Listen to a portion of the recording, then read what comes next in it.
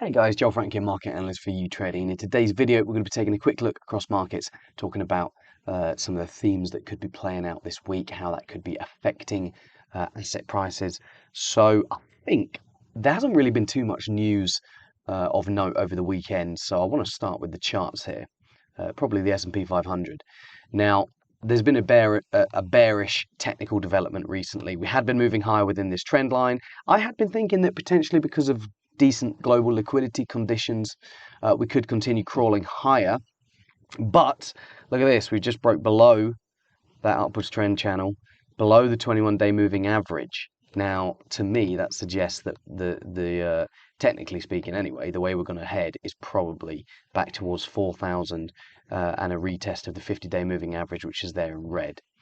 In terms of some interesting commentary that I've just seen. Now, this very much mirrors what a lot of the big banks are saying in their research and stuff. But this is from JP Morgan, some of the guys in a recent note that they just put out, and they made a really interesting point. Historically, equities do not typically bottom before the Fed is advanced with cutting.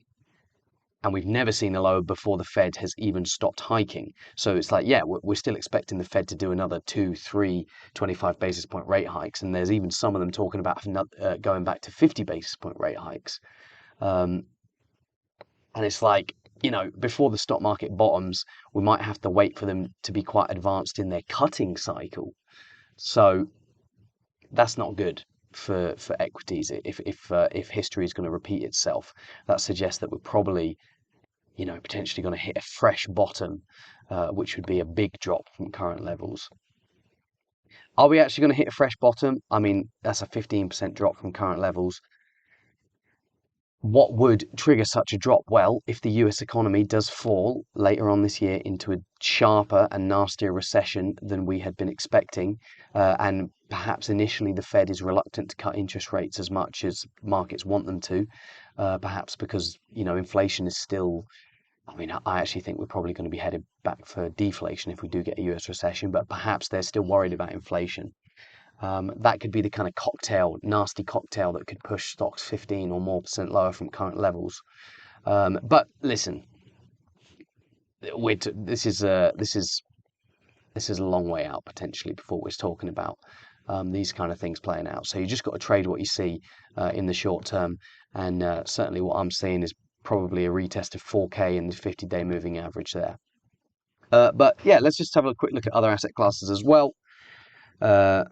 The DXY, just as the S&P 500 broke below its recent uptrend, DXY has seems to be breaking to the upside of its recent downtrend, and I'm thinking that it could move higher in the next couple of days, potentially, or weeks, and test the upper 105s from current levels just below 104. I actually think it's probably going to copy what dollar yen did.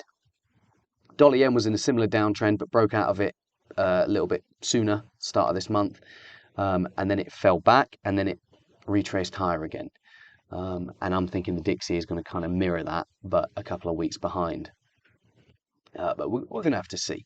Let's look at the calendar real quick, actually, because there are potentially a few catalysts that could push the dollar higher, such as, not really anything today, by the way, pretty quiet, boring day. But flash services PMI and flash manufacturing PMI data out of the US for February on Tuesday. That could support the dollar if it's hotter than expected. We're expecting it to show that the US economy is actually doing poorly. But, if we get an upside surprise, that'll be certainly supportive of the dollar because the ISM PMI surveys have been good. It's quite a big divergence we're seeing between ISM and this is markets PMI survey. But anyway, then on Wednesday, we've got the Fed meeting minutes from earlier on this month. Markets actually interpreted the meeting as kind of dovish at the time. But since the meeting, you've had a bunch of Fed speakers coming out and being a little bit more hawkish, like a couple talking about 50 basis point rate hikes, others, including Powell, talking about the continued need for further rate hikes. So let's just see how hawkish that tone is, but it could potentially be hawkish in these meeting minutes. And then Core PCE price index data, the Fed's favored gauge of inflation on Friday. We're expecting a slight increase in the month-over-month rate of core PCE inflation to 0.4%. Now, remember the recent CPI data for January, this is also for January, was a little bit hotter than expected and did confirm a month-over-month jump in price pressures. So we're kind of expecting the same thing here. And that could also support the dollar, could also support yields, by the way, of course. The 2-year actually kind of reversing a little bit, but I still think that probably going to keep moving higher in the near term. 10-year, I mean, the 10-year is more sensitive to growth expectations rather than Fed tightening expectations. So maybe it's going to be a bit of a struggle for the 10-year to push above this level. But if you get some really strong US data this week, then that could certainly do the trick, send us back above 4%. Quick look at things like oil. Oil's within recent ranges. We're still juggling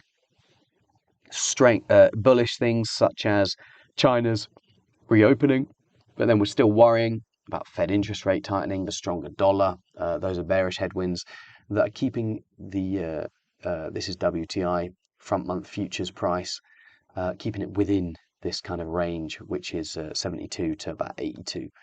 And I think we're probably going to be in this range for now. You know, if we start testing an upper bound, I'll start thinking about the fundamentals again, and if we warrant an upside or a downside break. For now, range bound. Gold. As yields pull back somewhat from recent highs and the dollar sort of stabilizes after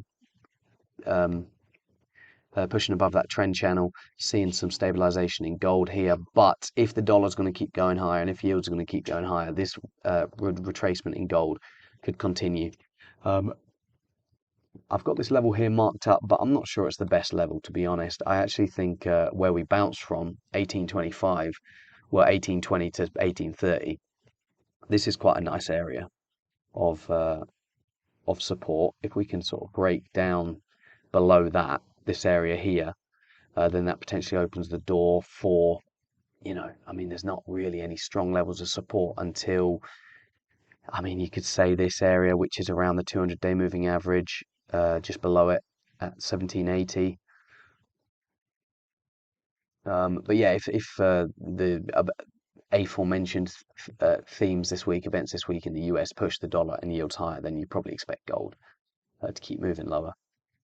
Outside of the US, Eurozone, UK flash PMIs as well should be interesting. Canadian CPI data, Aussie wage price index, that's a very, very important one for the RBA. Wage pressures in Australia, basically, which can be a lead indicator of actual inflation. Then the RBNZ meeting, they're expected to do a 50 basis point rate hike. That's pretty much it. That's pretty much it, guys. Hope you all enjoyed the video. Hope you all found it informative, and I will see you all in the next one.